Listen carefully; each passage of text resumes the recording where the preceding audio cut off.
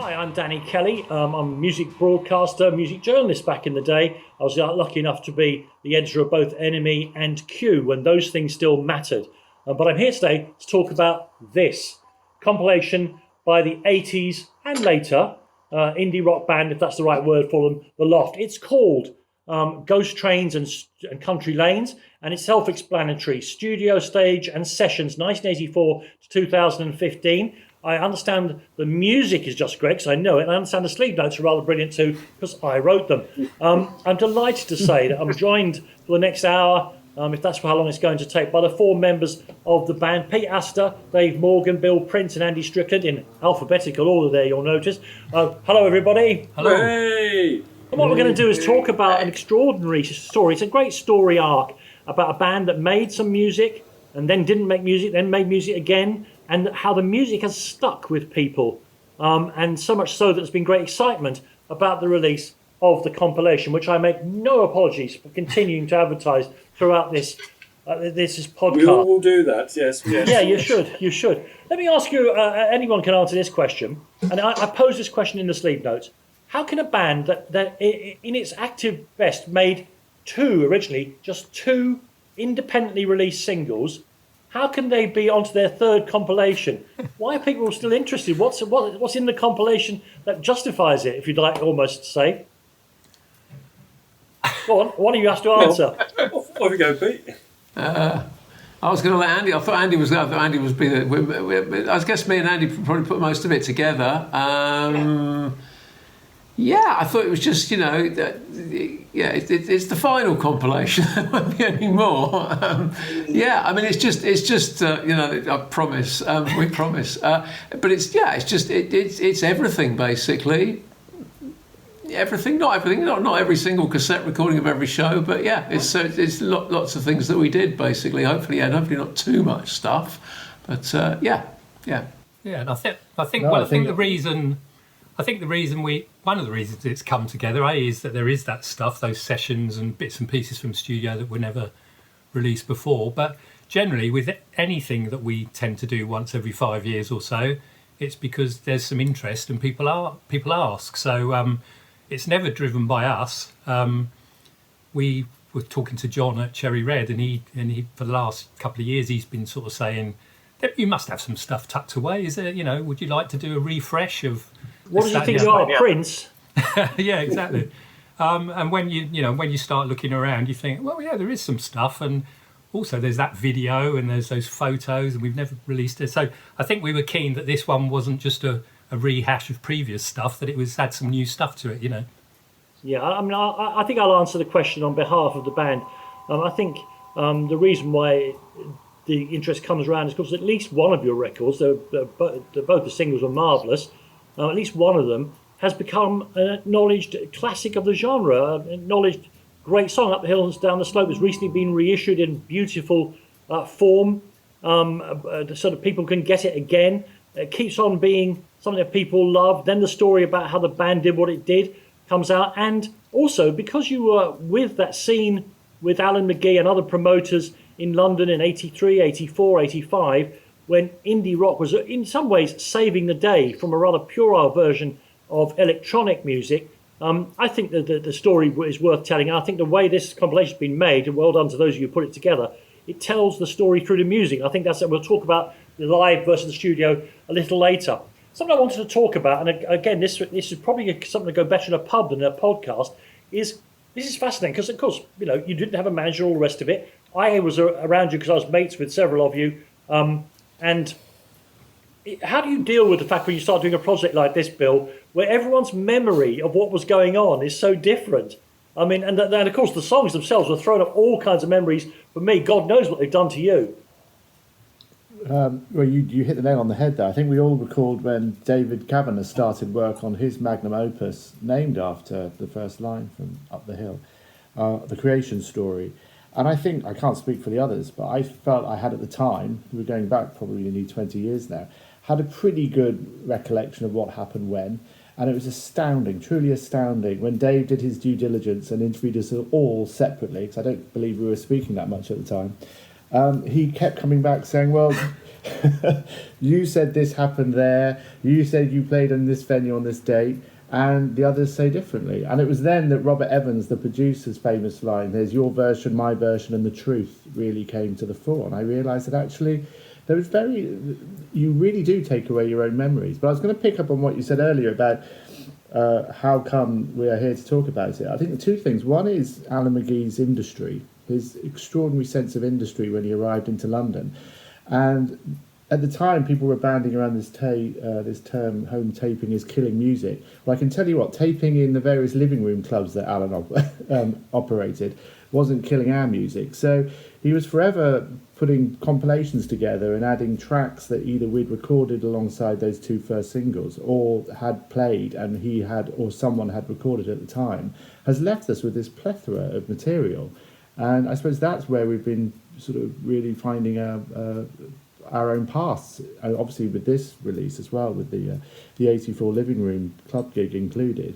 So it's a serendipitous moment in late 80s musical history, but also a time when people were adventurous, documenting a great deal, and you had someone like Alan who was just determined to sort of propagate the world with as much of this stuff as he could. Yeah, amazing energy. Whether you think all that energy was always properly directed and placed, it's amazing. David, I don't want you to become the classic drummer who never why speaks. not? I love it. I'm going to conform to that. You, of course, have been in a plethora. You've never stopped being in bands. Some of these No, chaps not at come and all. go. Still doing it. You've never ever stopped. So, No. were you happy then that one of your stopping off points was going to be replicated once again and represented to the public? Yeah, I mean, it was a great chance meeting with Pete, really. Because I was playing loads of bands anyway. I knew Alan McGee before and supported the go-betweens in the communication club. And then I met Pete. It was just the right time, the right place, and they were playing great songs. And I didn't have any bands at the moment. I thought, yeah, let's do this thing. Pete had strong songs, I should make the point that the original drummer, a man called Andy Knott, once went out to get the newspaper and never returned. And Andy, if you're watching this, he said he was going to Asia, didn't he? Yeah. If you're watching this now, we would have really liked your contribution because before Dave got there. All I knew about him, he told me, was he used to scratch his bum with a drumstick. Put it down his trousers and scratch his bum. That's all I knew about him. Listen, because we haven't got the infinite stretch of a night in the pub to do this, I'm going to jump straight on to... there are two kinds of music on here, the recorded music and the live music. Talk to me about the recording of the records, particularly the first two, in a kind of... Talk about low key, low finance, Pete, I'll start with you, because what do you remember about the recording of Why Does the Rain and the other songs on that record and the four songs that make up the 12-inch of Up the Hill and Down the Slope? And can the songwriter, never mind the rest of the band, ever be happy with the way these things are recorded? Yeah, I'm fine with it now. I think at the time I was probably a bit anxious, but I mean it was. I mean, I remember quite clearly. I mean, I think me and Andy have talked. I have no idea where the studio was where we did Why Does the Rain. It was somewhere in South London, but that's it. But I remember the session really clearly because Joe Foster was producing it, and he did the sort of patented argue with everybody, including himself, and piss everyone off. But it kind of actually. So more power to him in a way. What was great is he was like, nope, the drums are going to be recorded with one microphone, things like the drums sounded fantastic. Which in the 80s that was a really big thing because everybody would tut if you said that, and luckily Joe was obstreperous enough to get his way. So it was great. We did it super quick. I remember doing Why Does the Rain and saying, yeah, that's all right. Yeah, can I do it again? They were like, no, you can't do it again on the vocal. That kind of thing.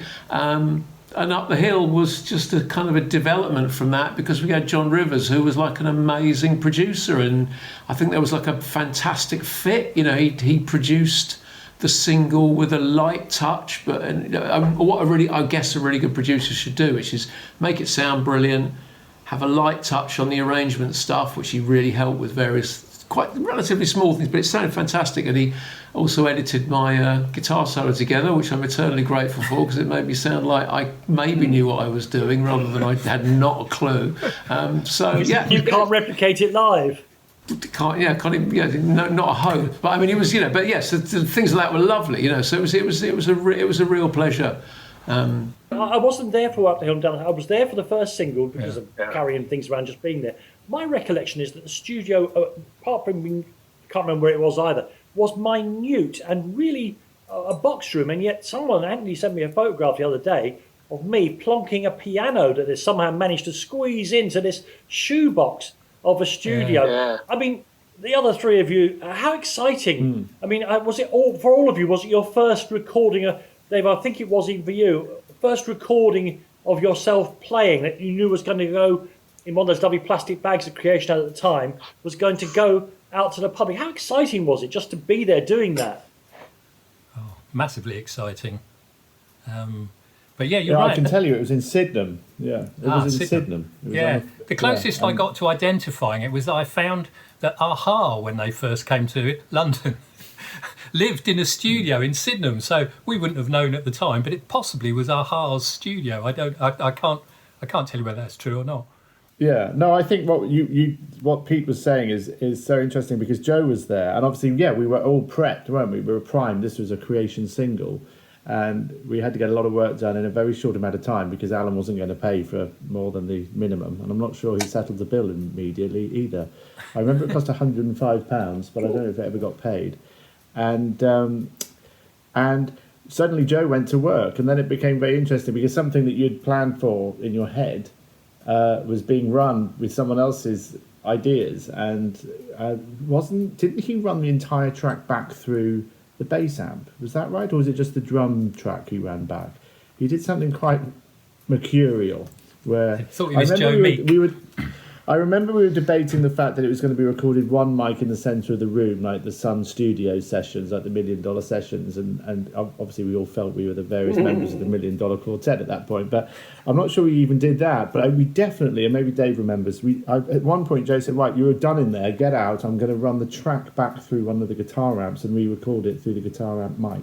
So it was coming at us very quickly, and then but it felt like it was going away again quite quickly. But the results were, to Pete's point, I think they were as good as they could get. Because I was the other side of the glass. Another thing that I remember about this, and I think people will be interested in, is that Alan McGee of Creation had worked out that he wanted to make these singles listenable on the radio. And so, I mean, even the most crummy studio in Sydenham, even though it's our studio, apologies Morton, they still have great big internal speakers, which could make almost anything.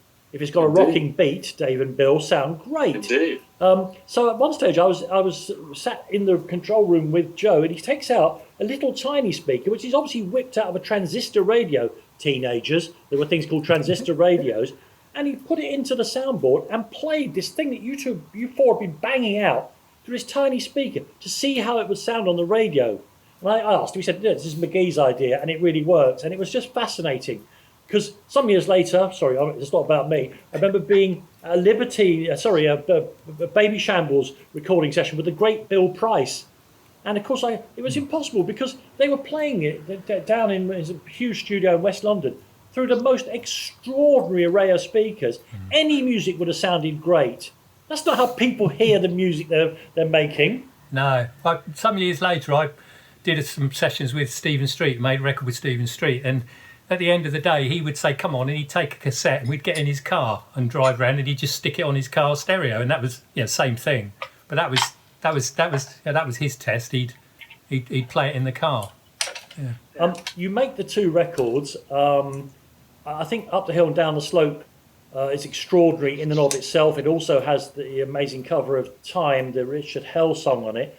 But as I put in the sleeve notes, it does now, in retrospect, it seems a miracle to me that not only was it a perfect record, but people found it as a perfect record.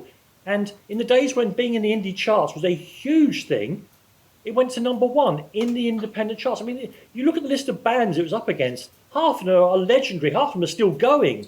How exciting was it to have the record, albeit, not #1 on the Billboard charts? How exciting was it to have a record that was successful? That people got it. You're allowed to be excited about your own music, gents. Yeah, that was great. to open up the NME or whatever and see it's top of the indie charts. It's like amazing. Yeah. Have you done it? Has any of your bands done that since, Dave? What, top of the charts? I've been on Top of the Pops, as you can see, the sign here. I've been on loads of stuff. Who are you on Top of the Pops with? Rocking Birds. Oh, they're on Top of the Pops. I missed that. Yeah. Oh yeah, don't worry about me. I've been on Top of the Pops. I've done it all. Yeah, no, it was massively exciting, but it was also, you have to remember, at that time was basically when we were splitting up. So I think it all got tied up into this big, how amazing is it? We're not here anymore. Yeah. Sort of puff of smoke moment, really. Well, yeah. When you're in the middle of it, it never feels like, I don't know. I mean, maybe that was one of the issue. I mean, I'm sure we're all the same. It's not really that easy to bask in your own success, is it? To kind of go, God, everybody really likes us. We're brilliant. Do you know what I mean? That feels a bit weird, to me. I mean, I don't find it very easy to enjoy that, I mean, of course, I want people to like it. It's brilliant when they do, but I think that idea of it's more like you can enjoy it when it's someone else more. You don't keep all your awards on the shelf behind you, Pete. No. Oh, okay. Oh, some people do. Some people don't find it as difficult to bask in their own glory. Yeah, absolutely. I think you need to look at the chronology. I can't quite remember the chronology because I think the way it fell, and you were there, Danny, when we were approached to do the tour with the colour field. So I think the record had been out for some weeks before that tour started. Is that correct?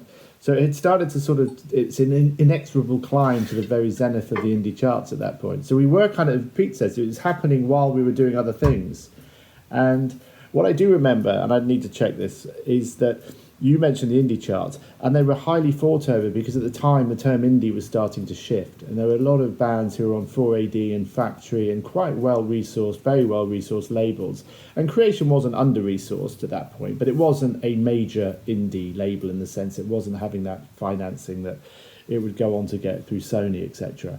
So we were competing in a very, very tough environment, I thought, and against a lot of very, very well-resourced bands. And then later on, they started to remove most of those major indie labels out of the indie charts to make them more reflective of the artists such as ourselves. But yeah, as Andy says, and as Pete says, it's hard to remember quite what it felt like because you're always just challenging yourself to worry about what the next step might be. I think it's often the case that bands, their current thing that everyone is talking about is already in the past for them, and you're thinking about the next thing, whether it's the next record you're going to make together, whether you're going to do a different project, whether you're all going to split up. All those things are being thought about. All I can say is that at the other end, at the consumer end of it, people knew it was a great record, knew you were a really good band, and seeing it, having those views of both music in general and your record vindicated by the chart position, you can always say, I was only in number one and all the rest of it.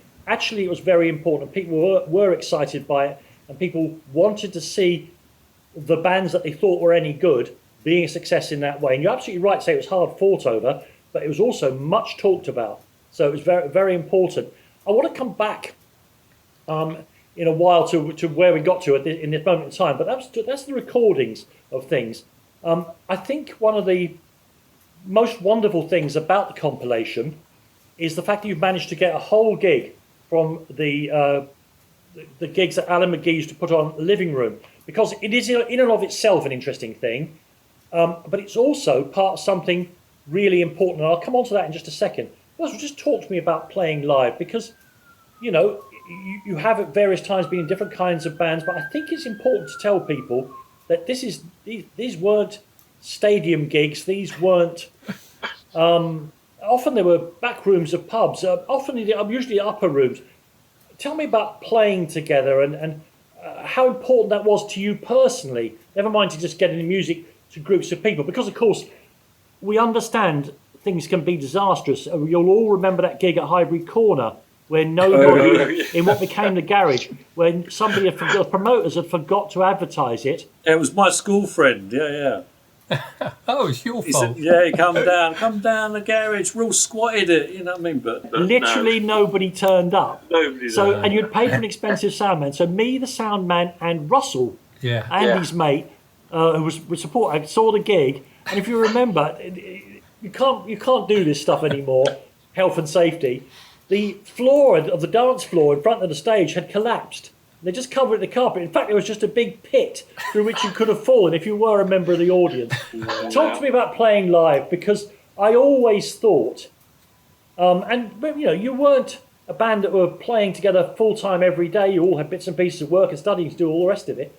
I always thought that you came to a point of light together. When the gigs were good, they were really, really good. Yeah.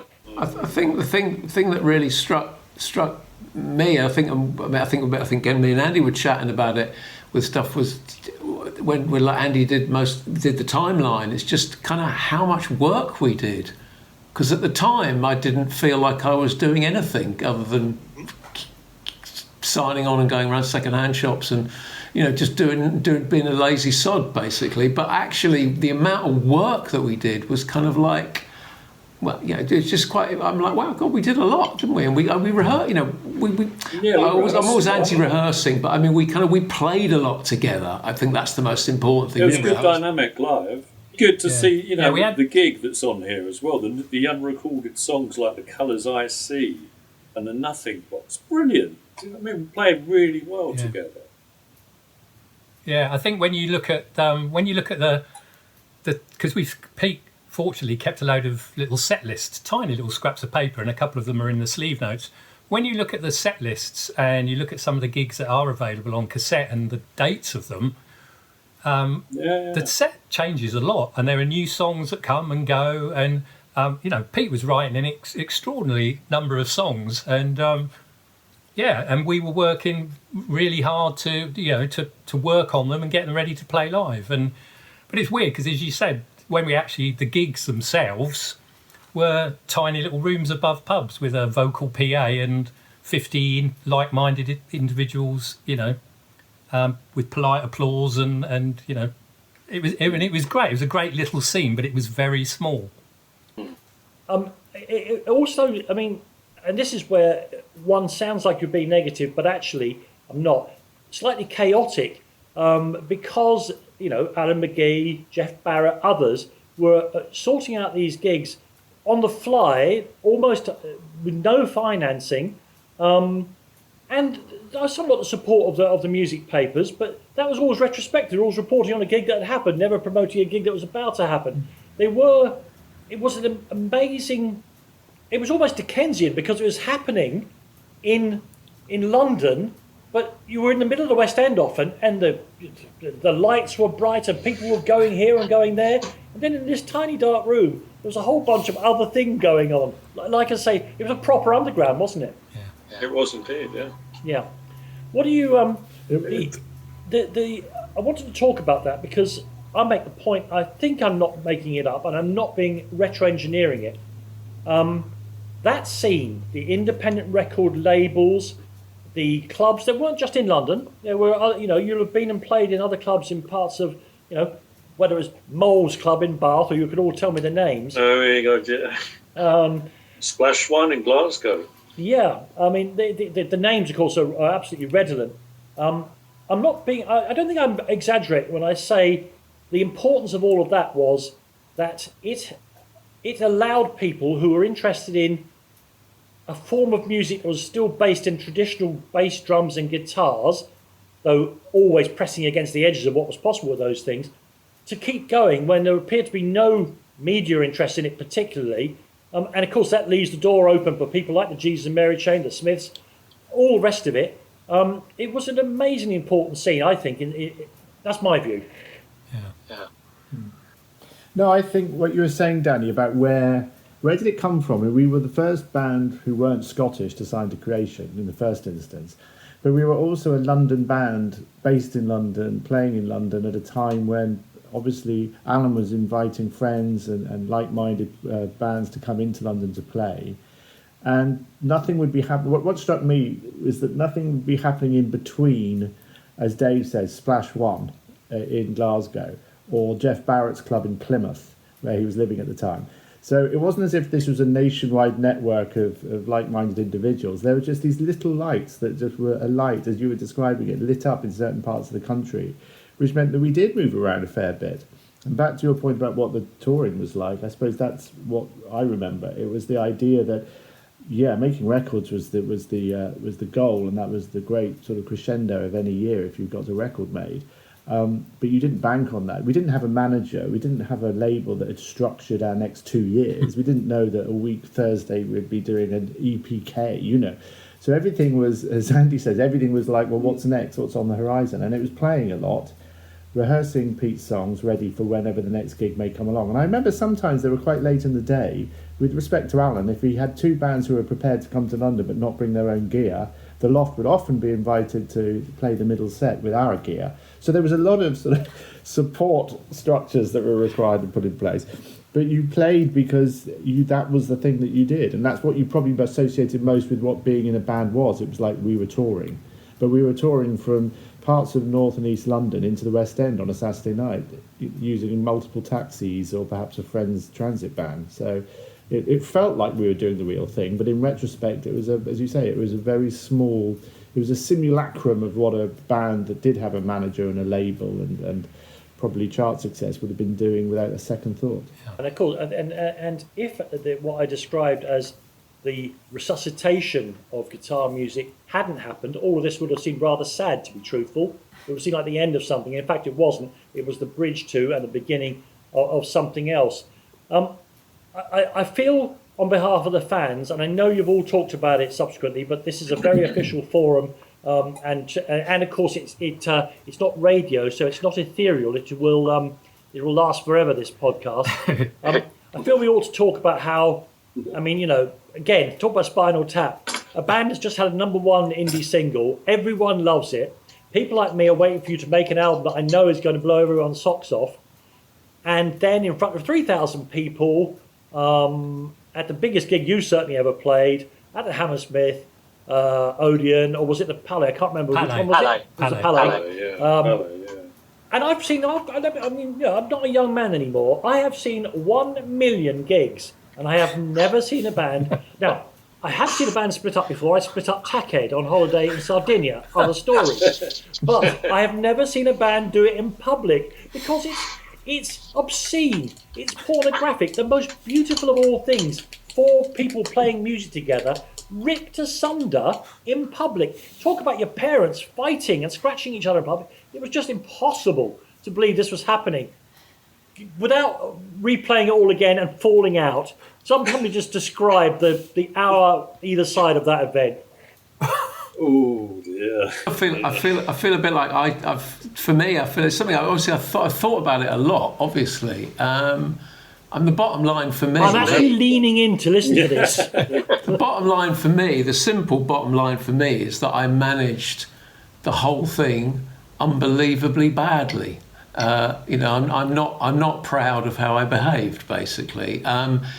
Simple as that. I mean, I had loads of opinions about different stuff, and instead of trying to negotiate it in some way, probably I don't know. I mean, that was me as a young person, totally unable to negotiate the situation emotionally, Doctor. What were you trying to achieve, Pete?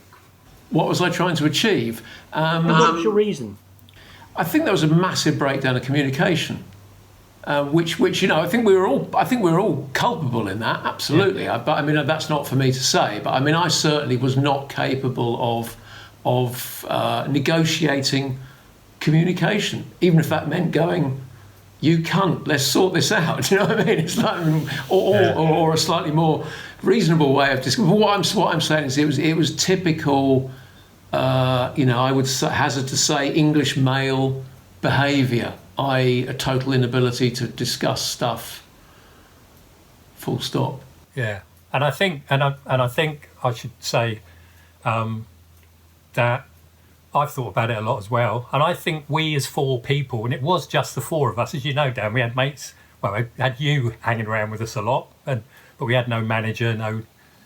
I think the bottom line is, as Pete's spoken at a very personal level, I think the bottom line was that as 4 people, we weren't equipped at that moment in time to deal with what we had to do next or where we were going to go next. We weren't equipped to do it. We didn't have the skills to think about what we needed to do with interpersonally to talk to each other about it. So it just the pressure just grew and it just exploded. Does that make sense? Yes, it does. Talk to me about which song was it where you and Pete started to talk to each other in the microphones in front. Now, at first I was very pleased. I thought, this is an improvisation. I've not heard this before, and I'd seen him play. You've seen him play many times, but it soon. And I remember thinking that, this is different. What song was it you were doing?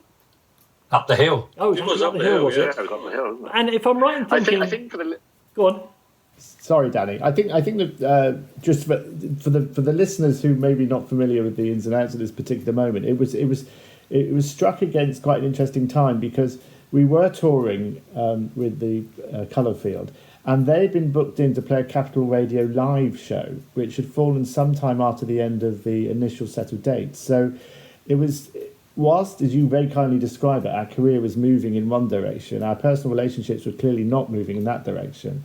So as much as we were sort of gaining ground as a band, we were losing ground as individuals. But there was this deflating balloon the whole time that was heading towards the Palais. And I do remember we played an interim show, didn't we, at the in Hammersmith, I think, with Hurrah. Was that show between the last of the tour dates? Yeah. And I think most of what we described on stage in the Palais was basically played out interpersonally at that gig, as I remember it. But as Pete says, in the surest way possible, no one was making enough money off us to get involved. So without that sort of big stick of somebody saying, this cannot happen, you guys need to go and have a fight in the street or sort whatever this problem is, there was no reason for anyone to have taken a position. And as Pete quite correctly says, we weren't equipped with the tools as young men, certainly able to be in a band and perform music together, working at a four-way relationship, which a band is at all times, not necessarily the skill you learn first. 4 strings on a bass guitar, possibly you can pick that up. Interpersonal skills required to keep a band on the road without that sort of formulation of management and labels and responsibilities. Take that away, no, nothing like it in its place to deal with it. But so we found ourselves at the Hammersmith Palais, yeah. Having seen the kind of things you could do together, the 4 of you, and no one ever says that bands have to be great mates like football teams. I'm very glad that we're sitting having this conversation, and I know that you've all put that all a bit behind you. We'll talk about that in just a second. I'll come back to the idea as well that somehow that thing that you did, splitting up in such a way, has added to your legend. But I think this last week has seen another brick put into the wall of the band becoming Small L legendary. I hope this is news to some of you. I hope you don't already know this. Have any of you read Tracy Thorn's new book? No. Tracy Thorn's No. Oh boy. Is it the one about Lindy? Tracy Thorn's new book is about her friendship with the Go-Betweens drummer, Lindy Morrison. Yeah. The Go-Betweens, exact contemporaries of your own, really. And I think the greatest band in the world at that time, the kind of music that you were making and that people were making. She describes how she and the Go-Betweens went to a farmhouse in Sussex to cool out, man, in the spring of '85. And she said, we went for long walks, looked at nature, and talked a lot about the Loft. Blimey. Yeah. So now it's in print as well that bands as important as the Go-Betweens were talking about you behind your back. I know you were known to them, but I just thought I'd tell you that sometimes people who try to make themselves important fail, and sometimes things that are real and authentic, even if it takes 40 years, people they find their ways of growing. So you are all mentioned in that particular paragraph in Tracy's book. Great. Do you think? I mean, this is a bit rich, really. But do you think the story of how you all broke up actually meant that the band stayed in people's minds a bit longer than perhaps they might have done? Probably. Because most, if we'd just gone down the traditional next 12, 18 months, we'd made an album and then probably sort of packed it in, whatever. That would be a fairly traditional so what, wouldn't it? But having finished like we did, and I think it's definitely helped us sort of stick in people's minds, and that, and also the fact that Up the Hill just still sounds fantastic when you hear it on the radio, and we're lucky enough to have had a few people on the Beeb and other places who carry on playing it. So, but yeah, I'm sure it adds to the mystique and the legend, and and that's something to hold on to, isn't it? Well, yeah, It's sure. kind of it's quite punk rock to be that stupidly self-destructive as well. I mean, it's like, It really is. Sorry, again, it reminds me once I was doing something on the radio with my great friend and broadcasting partner, Danny Baker, and something came up and he wanted us to do something absolutely ridiculous, a tiny point to the management, and he wanted us to storm off a Radio 1 show. We had 2 shows on Radio 1. He wanted us to self-destruct the show. And I talked him down. He said, "Oh, but Danny, we'd be counterculture legends forever."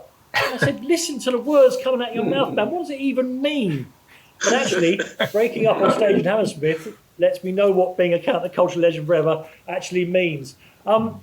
Let's not mess about here. It was bitter, and therefore and I know. I mean, I'm very close friends with one of you. I'm friendly with 2 of you. Dave, hello again. I haven't seen you for a long time. And I know that for the next 20 years, the river of rancor was regularly topped up. How did you all get back together again to make the second lot of recordings that came in 2005? I mean, sort of 20 years ago. Of course, both Rickety Frame and Model Village, and forgive me if I've got you're not your favourites, are both absolutely fantastic songs, beautifully played and all the rest of it. How did it all come back to you? You grew up? Buried the hatchet. yeah, I think I can't remember. It's something to do with the compilation. I think where there was a conversation. I mean, I think me and Andy had seen each other in the off license in Walthamstow and scowled at each other, and that was the extent of our communication, which was ridiculous. Yeah. It was a bit of a. There wasn't. I mean, we did after we played the Spits. We did actually all hug each other, which was like I don't think we'd ever even physically touched each other in the entire time we'd known each other, which was a lovely moment.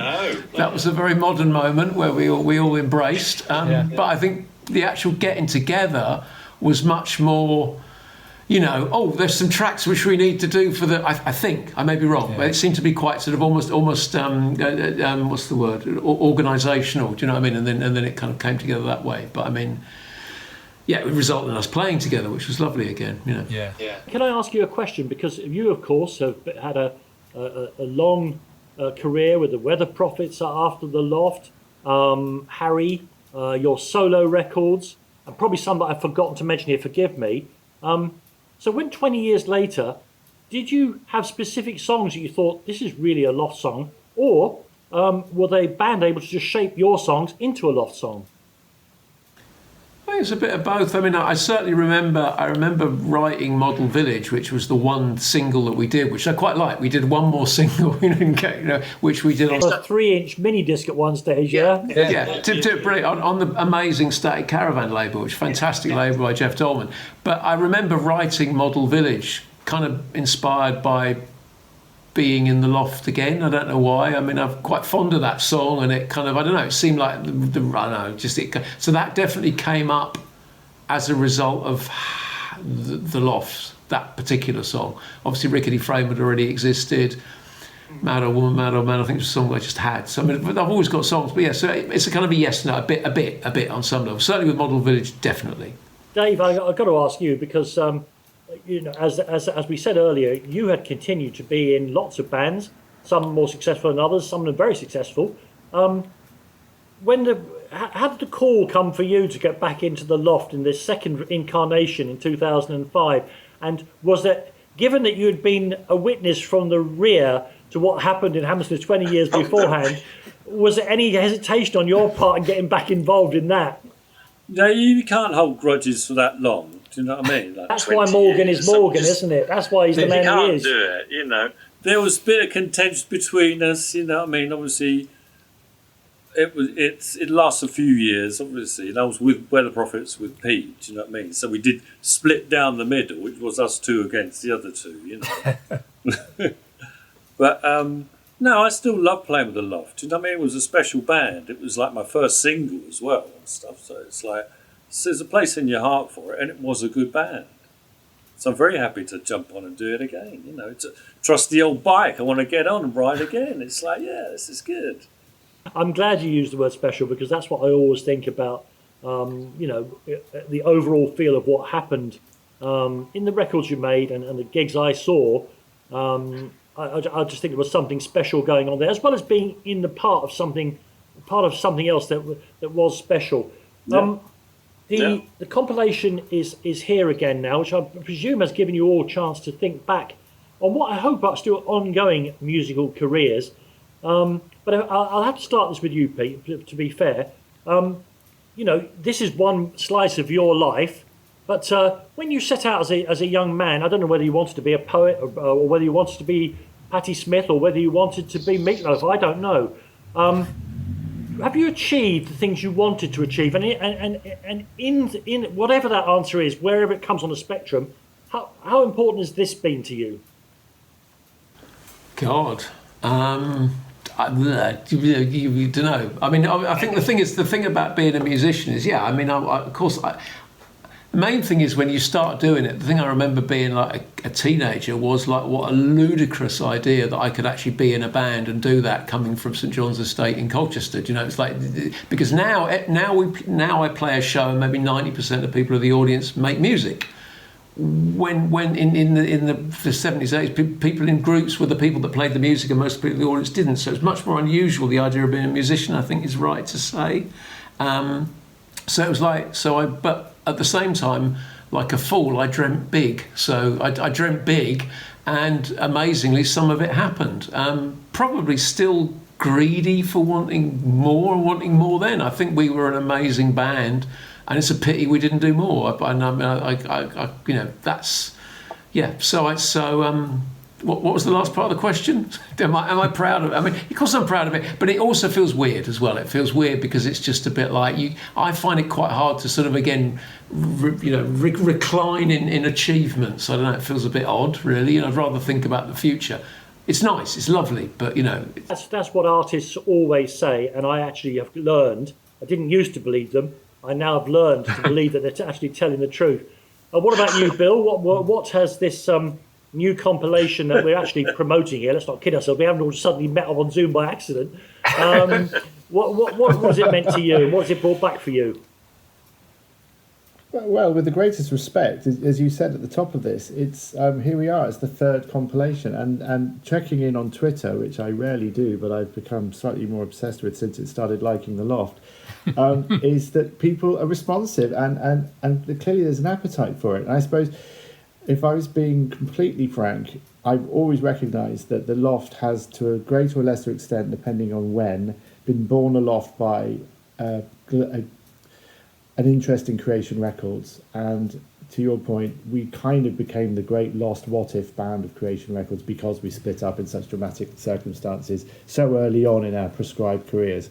And revisiting the Loft in that period has always been dependent really on where, as you say, where is the health on the chart of guitar music, and where is Alan and Creation's status planning in the, I suppose, the sort of the pop cultural firmament. So sometimes the Loft seem a long way away to me and to anyone else who's interested in music, and other times it feels incredibly present. And I think, without overselling ourselves, I think right now it does feel very present, not simply because the Creation Story film came out, but because people are now talking again about where are all the great guitar bands, what's happening with guitar music, and that focuses people into listening to what guitar bands are and what they stand for. And I feel very close to it. I particularly feel close to the idea that what we did alone, we did it unchallenged as well. I mean, we were allowed to do what we wanted to do, and we were allowed to split up. No one stopped us. It sounds weird, but we got to live the lives we wanted to live in the Loft. I'm not sure now you'd be able to do that. In this, well, people, and Dave and Andy will tell you, everything is slightly more premeditated at every level now of from the audience to how you move your product around, how you move your creativity around. So I think we got the best of it. Actually, you struck something there. I'll come back to it in a second, Andy. The rawness of some of this, and I mean, even the properly recorded music is raw. The live stuff is raw as well. It's almost impossible. That's why this kind of music keeps getting talked about, both in its contemporary form and what happened in the past, because it's actually becoming more and more physically difficult to make this kind of music, because technology has always run the way rock and roll sounds. We have 3-minute songs, they fit on 45s. The DMX drum machine comes along, so we get hip hop. Technology's always been there, but Pete lectures on music, he knows more about this than I do. The fact that the way it's recorded now on computers, even if you're playing an old Martin guitar, it is being dictated to by something that just wasn't around when you were making these records. I think it's very hard for young people, younger musicians, to make stuff that still has a visceral appeal. It can still be absolutely brilliant and beautiful. There's great records coming out all the time, but they're not in the same way as perhaps the traditional great rock and roll records were. Andy, I get the impression, because I know you, I get the impression that you are the unofficial curator of the band. So tell us about the compilation and what it's meant for you, putting it all back together. Because the timeline alone that Pete described, which is such an integral part of the package, is absolutely painstaking. What's it meant for you to see all this music, effort, and in your case, I know, Andy, emotional energy replicated again in one package? It was quite hard work putting it together, to be honest. Once everyone agrees and you start talking to photographers and what we're going to do in the booklet and stuff, and talking to yourself and other people, I forget quite what a big sort of project it is. You kind of think, oh well, we've got some cassettes upstairs in a box. We'll send them over, and 2 months later we'll have a lovely shiny double CD. Doesn't quite work like that, but. Yeah, I guess I am the unofficial curator, in as much as I've got the tatty briefcase that we, back in 2005, we all put lots of bits of paper into, and I've still got that on behalf of the guys, and I still keep that because nobody's asked me for any of it back.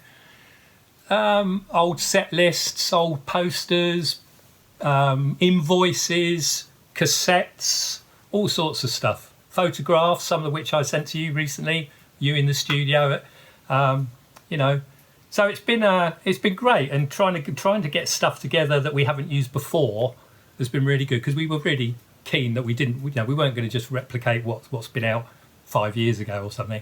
And emotionally, I suppose, I'm proud of what we did, and like everybody said, I was really, really torn apart at the time about the way it finished. But we've got over that, and we've got past that, and I feel really, without going too over the top, just really pleased and proud that I'm part of this 4-piece club. There's only 4 of us who've ever been in it, and only ever will be. You don't. So Andy Knott is out, is he? Well, yeah, Andy's gone now. Yeah. 2 drummers. Is that 2 drummers? Like the Allman Brothers. Wow, brilliant. And one of the really nice things is we tend to get together once a year now, and the only thing we don't talk about is the Loft. So that's just being mates and having a bit of shared history that's really, really nice.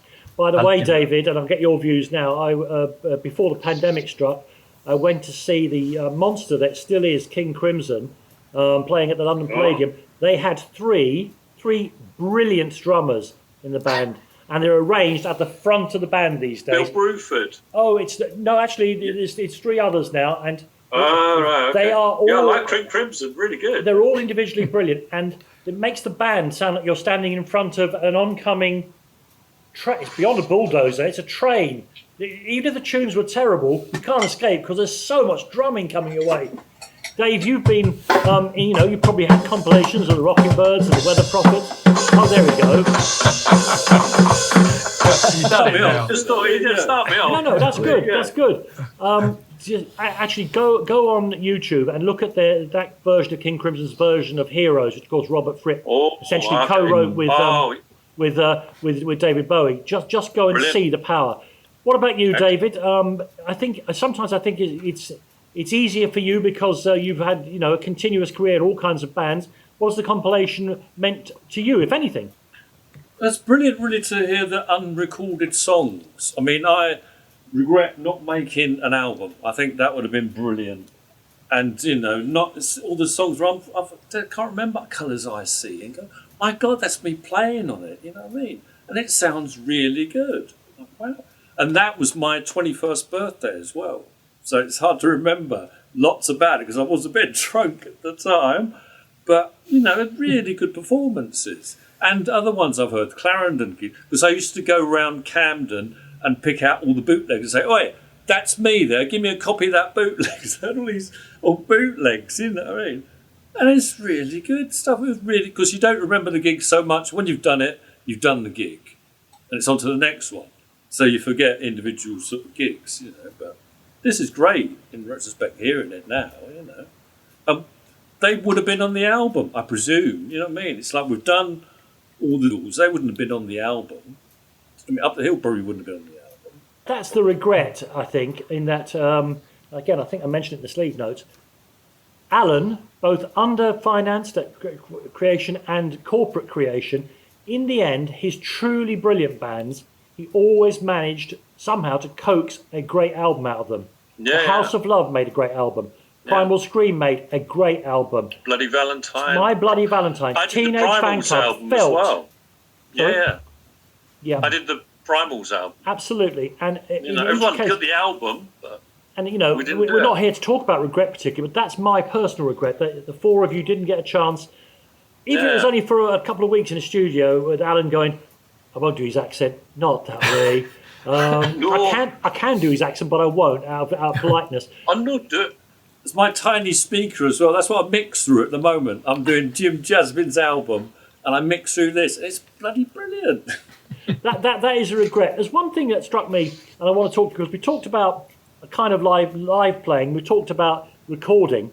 The recording that's missing off here, and Andy will know the copyright reasons for this, is the version of Up the Hill and Down the Slope that you did on the Oxford Road show in your one and only televised appearance. I mean, I was there for that as well, but that must have been an amazing moment as well. Again, I can't remember where it is in the timeline, if you were even talking to each other at that stage. A, why is it on there, Andy? And B, tell us about the day you all became TV stars. Well, it is on there because we mimed. Oh, did you? Yeah.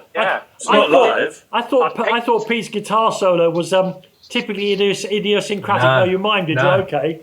Pete did a fantastic version. That shows how drunk I was that evening, by the way. Because obviously it's on YouTube, and if you look at it, everyone thinks we played live. In fact, when we started to pull this together, Cherry Red said to me at one stage, the only one we can't find is you on the Oxford Road show. And I said, well, that's because it doesn't exist. You know, but they had the BBC trying to find it, you know.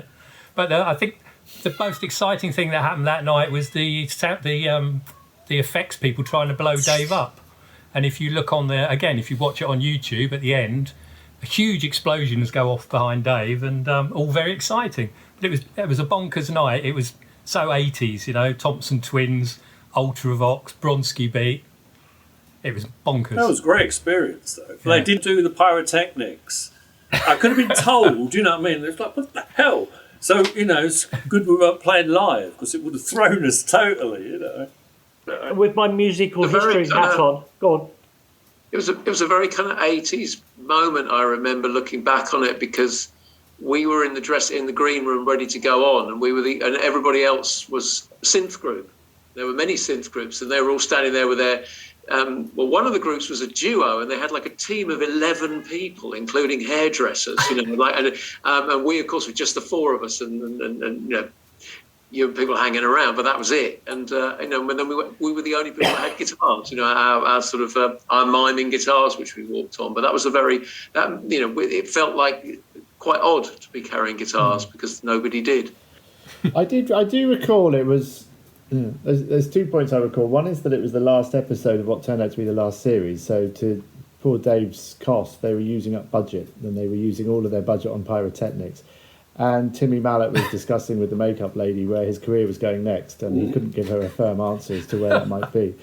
And the other thing I think we all noticed during the sound check, if you sound check a mimed performance, but you do, is that we noticed on one of the monitors that we were going to black and white. And I remember we were quite annoyed that they had decided we were somehow a 60s band because we had 2 guitars, bass and drums.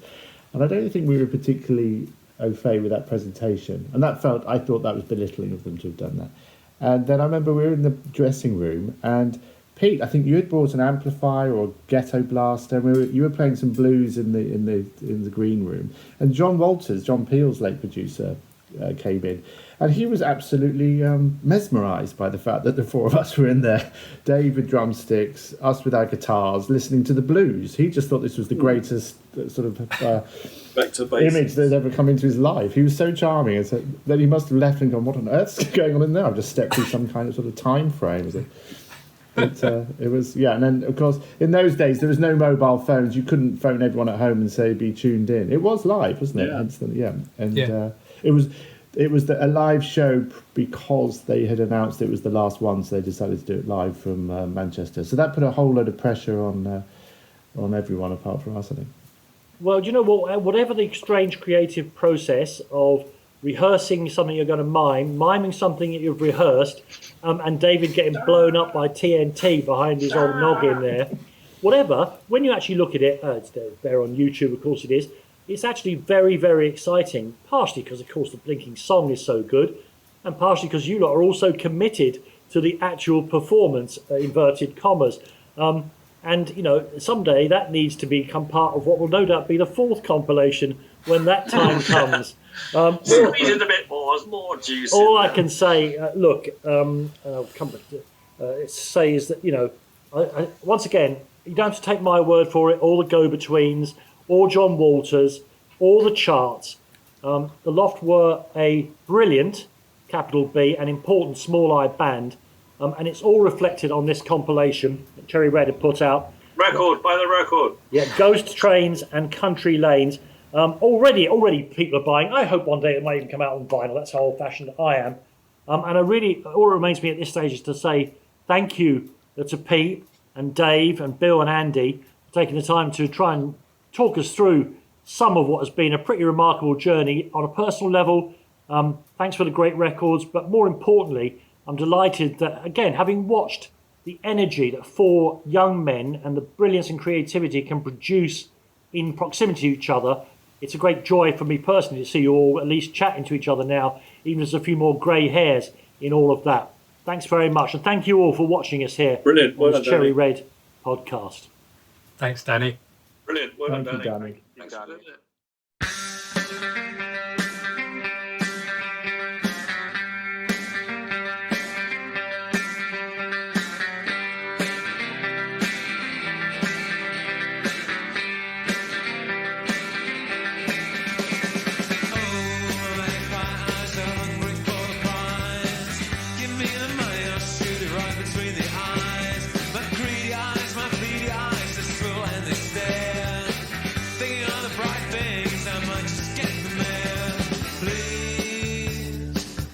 Don't say no.